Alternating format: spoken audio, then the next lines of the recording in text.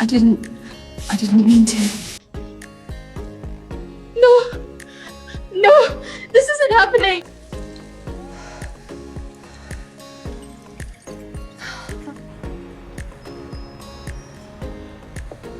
Still here. You need to leave now. They know you're here.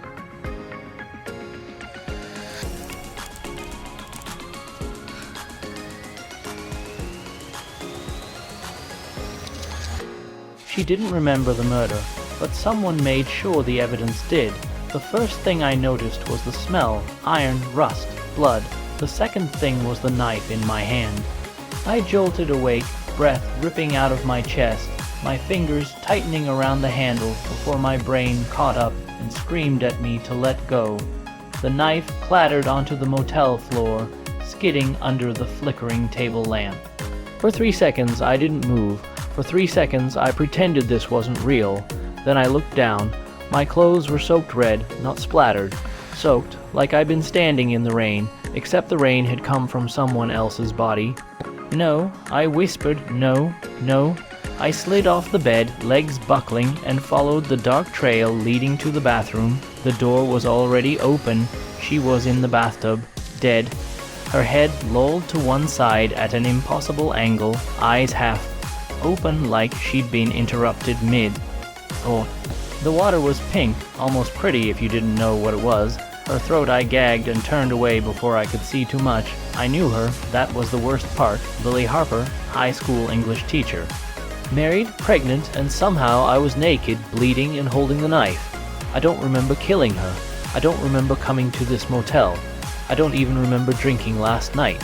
But memory doesn't matter when evidence is screaming. I staggered back into the room and grabbed my phone off the nightstand, and 604A, M12 missed calls, all from the same number. Sheriff's office, my stomach dropped. Then the phone buzzed again. Unknown, you're awake now. Good, my hand shook so badly I almost dropped the phone. Me, who is this? The reply came slow, deliberate, unknown. Someone who cleaned up after you. I spun around, scanning the room. Curtains drawn. Door locked, no signs of anyone else. You're not here, I whispered, even though my voice sounded thin and unconvincing. My phone buzzed again. Unknown, not anymore. I wiped my hands on the motel towel, smearing the blood instead of cleaning it. Think, Nora, think, if I called the police, I'd be arrested. If I ran, I'd look guilty, and yet everything already said I was. A small folded piece of paper sat under the lamp. I hadn't noticed it before. Room key and a note. Check your arm. My breath hitched. I rolled up my sleeve. Numbers were written in black marker on my skin. Mile 17, exit 4, 9, 30 p.m. a meeting, a setup, or the moment I lost my life without knowing it. Sirens wailed in the distance, too close. Someone knew exactly where I was. Someone wanted me framed. I grabbed my clothes, shoved the knife into my bag without thinking, and ran for the door. As I yanked it open, one thought burned through the panic. Whoever murdered Lily Harper didn't just want her dead. They wanted me to remember killing her, and until I found out why I was already the town's next monster. I didn't make it 10 miles before my hands started shaking so badly I had to pull over. The motel's neon sign was still burned into my eyes, blinking behind my eyelids every time I closed them. Lily in the bathtub. The knife, the blood that didn't feel like it belonged to me, but soaked into me anyway. I pressed my forehead against the steering wheel and forced myself to breathe. Think. Don't panic. Panic gets you caught. The road sign ahead read, Ravens Falls 2 miles. Of course it was Ravens Falls. Small town. One sheriff. One hospital. One grocery store where everyone pretended not to stare while counting how many items were in your basket and how many sins were on your soul. I kept driving. The gas station at the edge of town was still open, fluorescent lights buzzing like insects trapped in glass. I needed clean clothes, water, time, mostly time. I parked behind the building, out of sight of the cameras, old habit. My father taught me that, back when he still thought preparation could save you. Inside the bathroom, I scrubbed my hands until my skin burned. The blood came off slowly, stubborn like a memory that didn't want to let go. I stared at my reflection, Nora Hale, age 32, former journalist, current nobody, and now alleged murderer. I didn't do this, I said to the mirror. The mirror didn't argue. The blackout terrified me more than the body.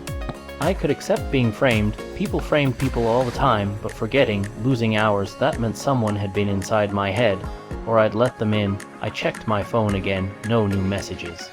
The number written on my arm burned like it was still wet. Mile 17, exit 4, 9:30 p.m. last night. What happened there? I opened my photo gallery, half expecting to find something, anything. That explained how I ended up in that motel. There were 3 photos from last night. I didn't remember taking any of them.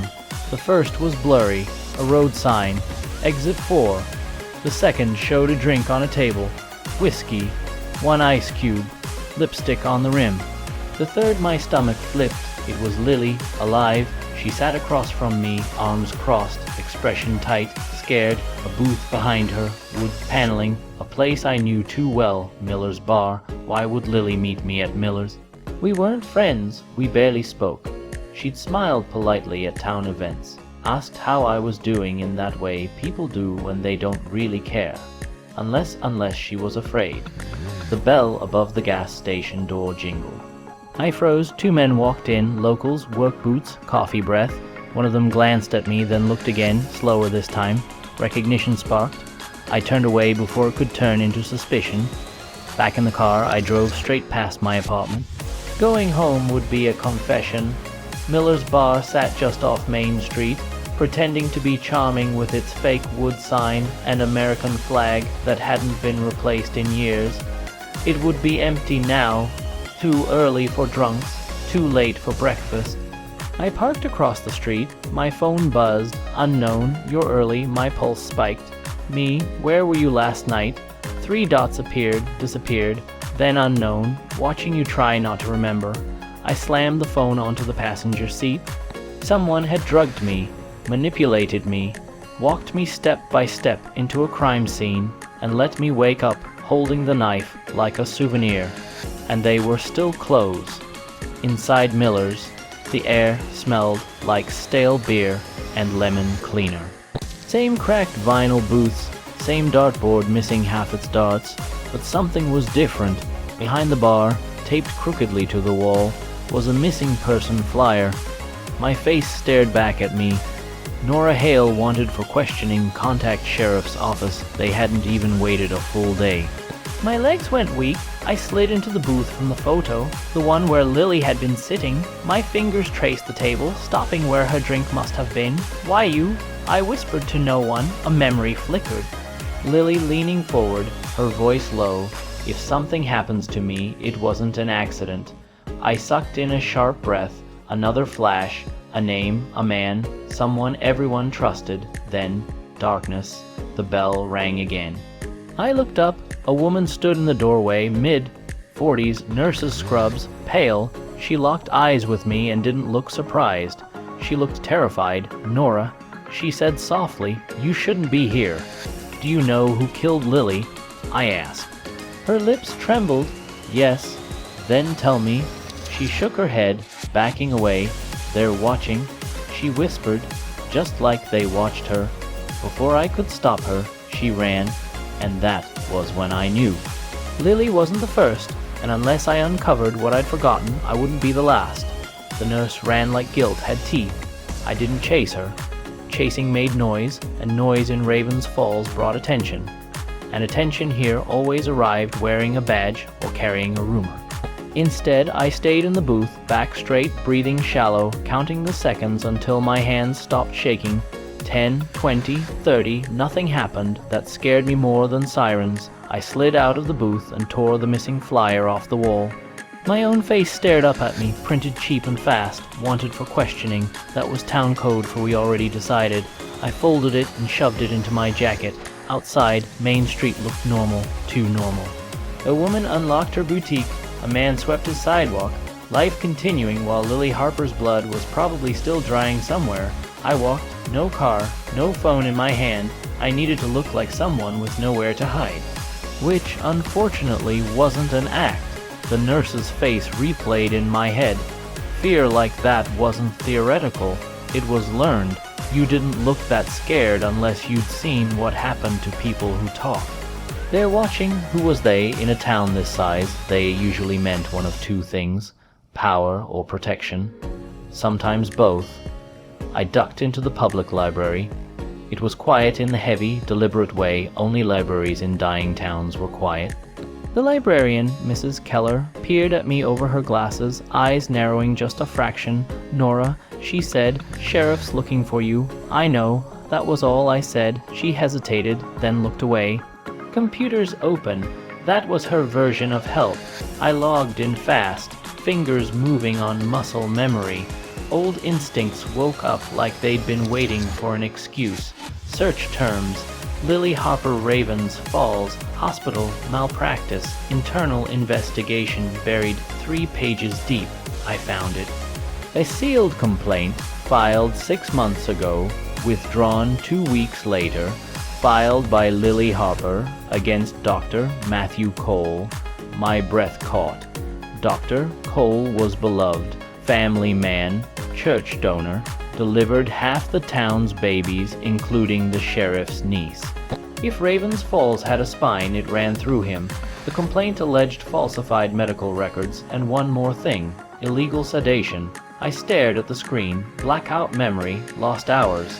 A drink I didn't remember finishing. My stomach turned, a new memory cracked open. Lily's voice again, urgent this time. He knows how to make it look like nothing happened. The name slid into place like it had been waiting. Matthew Cole. I printed the page and slid it into my bag just as Mrs. Keller cleared her throat. "Police," she murmured. I didn't thank her. Gratitude wasted time. Out the back exit, down the alley, into the narrow side streets where houses leaned toward each other like they shared secrets. My phone vibrated. Unknown. Smart girl. I stopped walking. Me. You drugged me. 3 dots. Long pause. Unknown. No, he did. My blood went cold. Me? Why frame me? The reply came slower this time. Unknown. Because you don't matter. That stung more than I expected. Unknown. And because you'll run straight into the truth trying to save yourself. I reached my car and slid inside, locking the doors. The nurse, Lily, the complaint. This wasn't about one murder. This was about silencing. I drove toward Ravens Falls Hospital. If Lily had filed that complaint, there were records, nurses, anesthesiologists, cameras, and someone had already tried to warn me. The hospital parking lot was nearly empty. I sat in my car, engine off, watching the entrance. Dr. Cole stepped out 10 minutes later, tall, calm, white coat folded over his arm like he didn't need it to be respected. He smiled at a passing orderly, touched her shoulder reassuringly. Everyone trusted him. That was how he got close. My phone buzzed one last time. Unknown. If you confront him, you die. I watched Dr. Cole unlock his car. Then I texted back, me, then I won't confront him. I followed him instead because the thing about predators, they always return to the place they feel safest, and I was done being the easy part of his plan. Dr. Matthew Cole drove like a man with nothing to hide. No sudden turns, no speeding, no mirrors checked twice. He headed out of the hospital lot and straight toward the quiet side of town, where the houses grew farther apart and the streetlights thinned out like patience. I followed 2 cars back, close enough to see, far enough to pretend I wasn't. My heart didn't slow the entire drive. His house sat at the end of a cul-de-sac, white siding, trimmed hedges, American flag hanging just a little too perfectly. The kind of place that showed up in brochures under words like safe and community. He pulled into the garage. The door slid shut. I parked around the corner and killed my engine. Then I won't confront him. That didn't mean I wouldn't look. I waited 10 minutes, then 20. The neighborhood stayed quiet. No dogs barking, no kids screaming, no suspicious movement. Just a soft breeze and the hum of power lines overhead. I slipped out of my car and walked, head down, keys ready between my fingers like my father taught me. When I reached the side of his house, I stopped. A basement window. Unlocked, of course it was. People like Dr. Cole didn't expect danger, not from women like me. I slid the window up just enough to squeeze through, dropping silently onto concrete that smelled faintly of bleach. The basement lights were off, but something down there was still humming. I followed the sound. A second room opened behind a heavy door, not locked, never locked. Medical equipment, not hospital grade, private, expensive, shelves lined with labeled vials, syringes, Roman 4 bags. A rolling cart that looked too clean, too used. My stomach tightened. This wasn't a hobby, this was a system. I snapped photos with my phone, careful, fast, every label, every serial number, then I saw the ledger. Black notebook, names, dates, dosages. Lily Harper was there, so was the nurse. So were 2 other women I recognized. One moved away suddenly last year, the other died in her sleep. My hands trembled. Illegal sedation, that was putting it politely. A floorboard creaked above me. I froze. Footsteps, slow, measured. I killed my phone screen and pressed myself into the shadow behind the shelves. Breath shallow, heart hammering so loud I was sure he'd hear it. The basement light flicked on. Dr. Cole stood at the top of the stairs. He didn't come down. He just stood there, listening. Hello. He called softly. I bit down on my lip. Silence stretched, thick. Dangerous, then he laughed. A quiet, amused sound. Must be the house settling.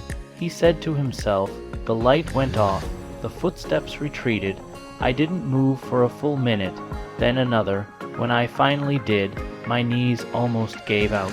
I climbed back out the window, skin crawling, and didn't stop moving until I was back in my car with the doors locked.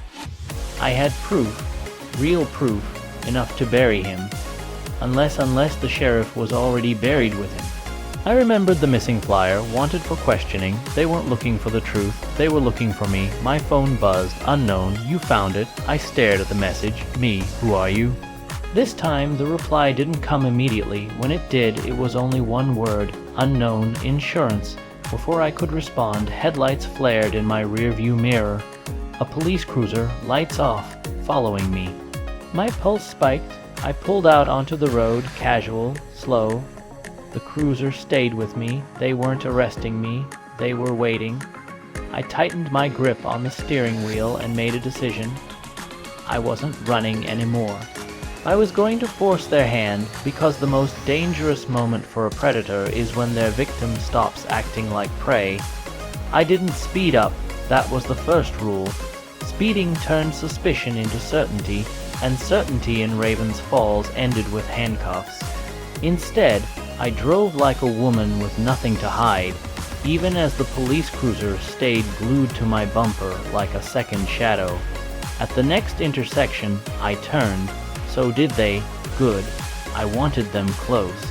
I pulled into the parking lot of the Ravens Falls Community Center. Bright lights, security cameras, and a late Night A meeting spilling out onto the steps. Witnesses everywhere. The cruiser finally flipped its lights on. Sheriff Dalton stepped out. He looked older up close, not weaker, just worn, like a man who'd been carrying something heavy for too long and had convinced himself it was part of the job. Nora Hale, he said. You're making this hard. I stepped out slowly, hands visible. You're following me without lights. I said, that's not procedure. His jaw tightened. Neither is breaking into people's homes. So he knew. That meant Dr. Cole knew. Did Lily break into his house too? I asked. The words landed harder than I expected. Dalton's eyes flicked, just once, to the side, to the building behind him, his blind spot. Inside the community center, the air smelled like burnt coffee and cheap cleaner. The AA group had quieted, heads turning as we entered. Sit, Dalton said, pointing to a chair near the wall. I'm not under arrest, I replied. He hesitated. No, he admitted, not yet. I sat anyway. Lily Harper filed a complaint. I said calmly, 6 months ago, against Dr. Matthew Cole. You know that. Dalton said nothing. He drugs women. I continued. Sedates them, controls the narrative, makes them doubt their own memories. I pulled out my phone and slid it across the table. Photos, vials, the ledger. Dalton didn't touch the phone. That told me everything. You ever wonder, I asked softly, how many women in this town were told they were imagining things? He finally looked at the screen. For a long moment, the room was quiet except for the hum of the vending machine. Matthew's done a lot of good, Dalton said. So did priests. I replied. That landed. The A meeting resumed in low murmurs, life refusing to stop. Dalton rubbed his face. If I take this, he said slowly, this town burns. It already is, I said. You're just standing in the smoke pretending it's fog. His phone rang. He glanced at it, didn't answer. He knows. Dalton said, you going to tell me how? I thought of the texts. Insurance, no, I said. But he thinks he's untouchable. Dalton stood. Go home, he said, tonight. And tomorrow, he said, voice tight, we see who survives daylight. I walked out shaking, not from fear, from knowing how close I'd come to disappearing into a version of justice that never wrote report. Outside, the cruiser was gone. So was my sense of safety. At my apartment, I packed a bag and hid the originals, photos, copies of the ledger, inside a hollowed out book on my shelf. Then my phone buzzed. Unknown, he's scared now. Me, you work for him. A pause. Unknown, I work against men like him. Me, prove it. 3 dots. Then unknown. Check your email. I opened it. A file dropped in. Subject, Autopsy L. Harper, my breath caught. Time of death. Cause and something else. Sedative present in bloodstream. Non-prescribed. Lily hadn't died immediately. She'd woken up. She'd fought. And someone had finished the job. I sat on the edge of my bed, rage and clarity burning together. Dr. Cole didn't just control women, he eliminated problems, and now I was the biggest one he'd ever made. Dr. Matthew Cole made one mistake. He came to work. Predators like him always did. Routine was armor. Reputation was camouflage. And Raven's Falls had spent years convincing itself that men like him were necessary. I spent the morning doing what I did best before this town decided I was disposable. I told a story at 8:12 a.m. I emailed everything, not to the sheriff, not to local news. I sent it to 3 federal agencies, 2 investigative journalists I used to work with, and 1 medical ethics board that didn't owe Ravens Falls a damn thing. Ledger, photos, autopsy, timeline, and 1 message. If anything happens to me, look at Dr. Matthew Cole. Then I waited. The hospital parking lot filled the way it always did. Nurses rushing. Families arriving with coffee and hope. Doctors walking like gravity bent toward them. Dr. Cole arrived at 8:47. He looked immaculate. That's how I knew he was scared. Men like him never expected the sun to expose them. They did their worst work in the dark, counting on silence to clean up after. I watched from across the street as he went inside. At 9:03, my phone buzzed. Insurance, you did it. Me, who are you? This time, the answer came without hesitation. Insurance, Lily's sister. My breath left me all at once. She'd moved away years ago, quietly, after filing a complaint no one listened to. Insurance, she figured it out before she died. She left me everything, names, patterns, proof, me, why me, a pause, insurance, because you were already on the outside. And because he underestimated you, so had everyone else. At 9:21, unmarked cars pulled into the hospital lot. At 9:22, Dr. Cole stopped smiling.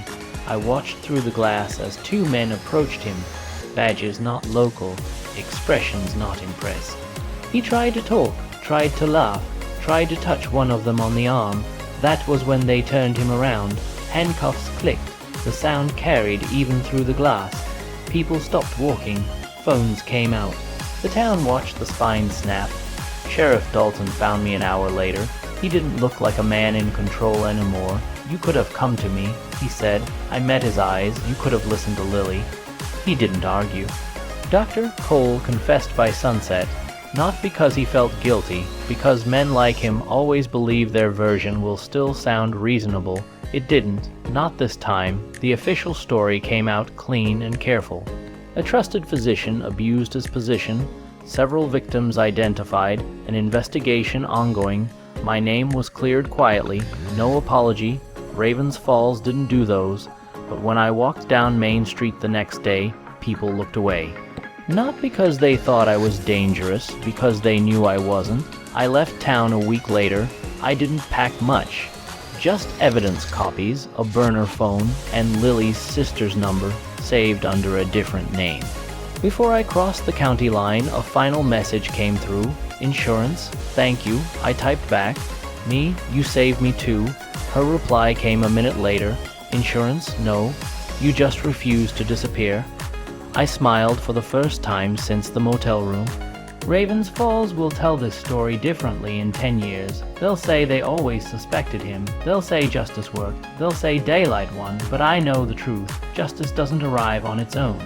Sometimes it looks like a woman who wakes up holding the wrong weapon and decides she's done being afraid of the right people. Please like and subscribe. Thanks for watching.